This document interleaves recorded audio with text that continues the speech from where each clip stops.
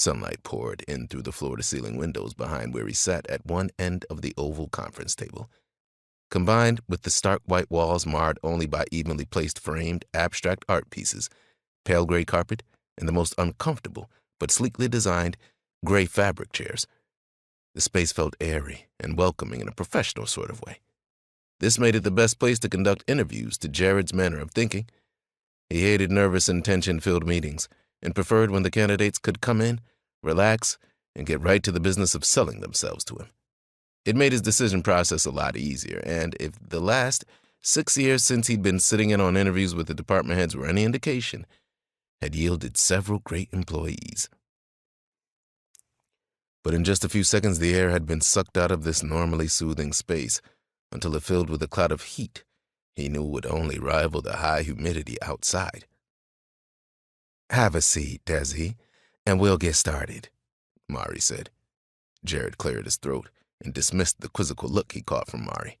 He smoothed a hand down his tie and sat up straighter in the chair. "Do I have her submission materials?"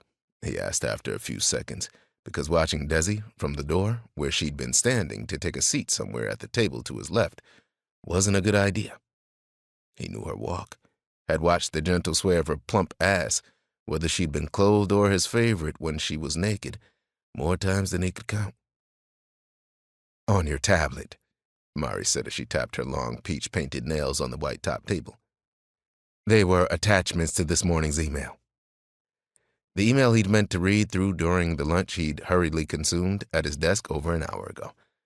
But there'd been a problem with the linen supplier they'd been using for almost 10 years, and a quick pivot to a new supplier had needed to be discussed and selected.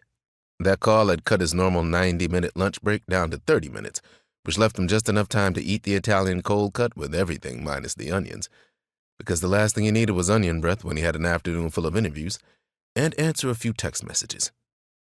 Gazing down at the small screen now, he swallowed and bit back a groan. Kane Design and Productions, owner Desirae J. Kane. The company name was written in a classic block font, her name just beneath it to the right, in a lavish hot pink script that was as bold as the woman who'd once owned his heart. She'd done it, he thought as he continued to read her mission statement and gazed over the event photos that followed.